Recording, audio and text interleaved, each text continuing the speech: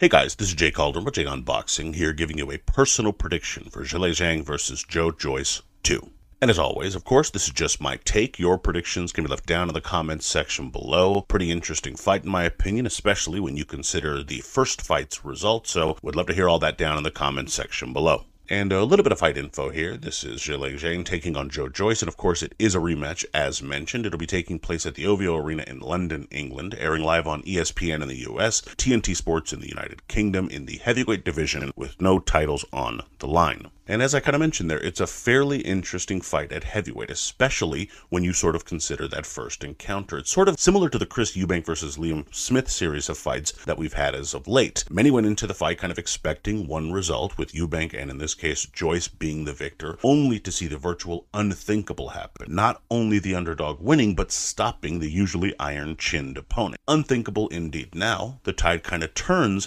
and the once underdog is now the slight favorite heading into this return bout. More on the odds later, of course. The difference here, of course, between, say, Smith and Zhang is that Zhang kind of struck me in that first fight as someone who could potentially pull it off. I really didn't see Smith having a chance. Zhang I did, just didn't have quite enough guts to pull the trigger on that pick here. Now, you have to wonder if he really can be picked against with how dominant he was in that first encounter. That being said, Joyce has a lot of redemption on his mind, I'm sure, and again, was it maybe just an off night for him? Is this something that he can kind of correct from fight to fight? Or did he just get matched against the exact wrong style for himself? Let's break this one down and find out. Starting off with Zhang. For Zhang to win, I think you want to be first and be fast.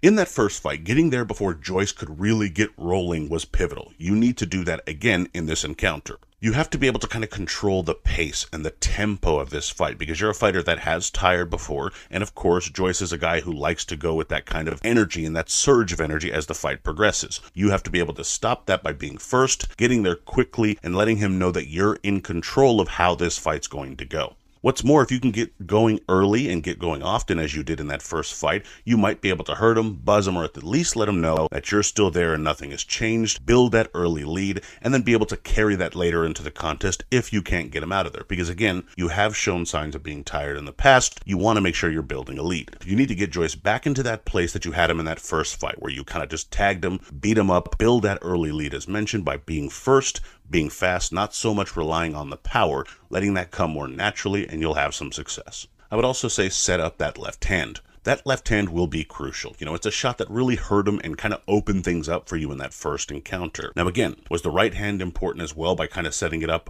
as we're talking about here? Of course, and you're going to need that right hook to do that again for you in this fight. It kind of forces him to circle into the power, lines him up a bit more, and it's a good scoring shot for you anyway. You throw it quickly, you throw it well. But ultimately, the left hand is going to be the one that rocks him if there is a shot that does so. You can, of course, also use a steady stream of jabs that will help kind of blind him. Then you can tag him with that left hand. It's, again, very simple stuff, but when you have a guy who doesn't like to block shots, doesn't parry those shots, and doesn't have a great deal of head movement, you don't need to reinvent the wheel. Just need to jab. Jab sometimes, throw that right hand, and that left hand will be there for you as it's being set up. And finally, I would say keep Joyce's jab away. I think that's one of Joyce's best weapons. He has a very stiff, heavy jab, and it's a shot that you have to be able to control if you're his opponent. You did that very well in that first fight. It's kind of one of the underlooked things that you did. Everyone can see the left hand. Everyone can see that you got off to a fast start. It really was controlling his jab, and you did that pretty quickly. You can control the jab. You have him beat.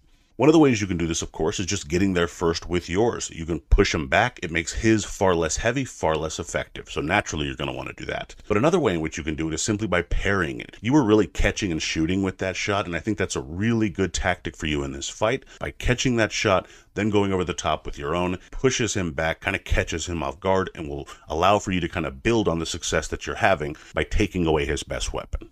Now, switching over to Joyce. For Joyce to win, I think you want to vary the jab. To be honest, in that first fight, your jab was just too predictable, and it really wasn't something that you were able to get going. And as I mentioned, it's your best weapon, or at least one of them, so it has to be implemented in this fight. And that begins by varying that shot. Sometimes you can feint with it, or double it up at times, triple it up, even throw it to the body. Just don't make it so easy to read, because he will read it as he did, and will have the same success. Zhang can tire anyway, so throwing to the body, that might just serve two purposes to begin with, but it will will also begin to lower that guard if you throw to the body well enough, which of course opens up a lot of shots upstairs, which we'll get into in a bit. But ultimately, you need to get that jab going. It's not too fast. Of course, you're not the fastest fighter in the world, but you'll have to worry about timing it in between the shots of Zhang. This way you can push him back, then get the rest of your arsenal going after that jab has its success. But as mentioned, don't look for single shots either. This is a big problem in that first fight. You weren't coming forward enough. You weren't swarming, kind of wearing him down. You need to do that. You're a volume puncher.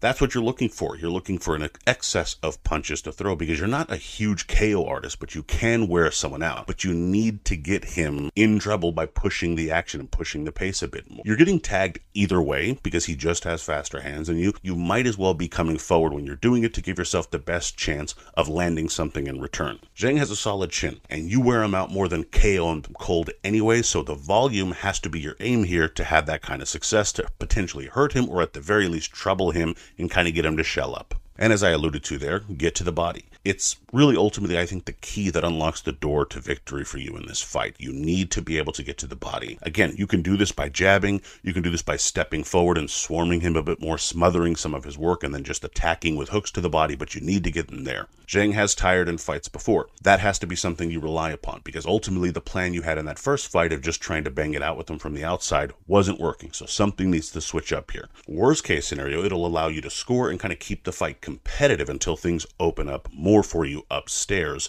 and then you can kind of hope he tires as those rounds progress. This will of course work more to your benefit if he does lower that guard. Either way, you're at least putting something on him and giving yourself the best chance. Now, in terms of my pick here, while Joyce could turn this one around, heavyweight boxing and all, I feel Zhang is just all wrong for Joyce, and he repeats. I think Zhang starts hot again, landing with more fluid shots, quicker shots that really push Joyce back and cause him trouble. Joyce, still not blocking or moving his head, struggles to find his footing and takes far too many clean shots. In the middle frames, I think Joyce may have a push that's a bit harder, kind of his last chance, and might land some big shots here and there, but ultimately I think Zhang can kind of weather that storm and gets his second wind. With that second wind, I think Zhang probably surges towards a stoppage, possibly in those later frames, kind of landing those big right hooks and those straight left hands that ultimately do the most damage. Winner, Zhilei Zhang via late fight stoppage.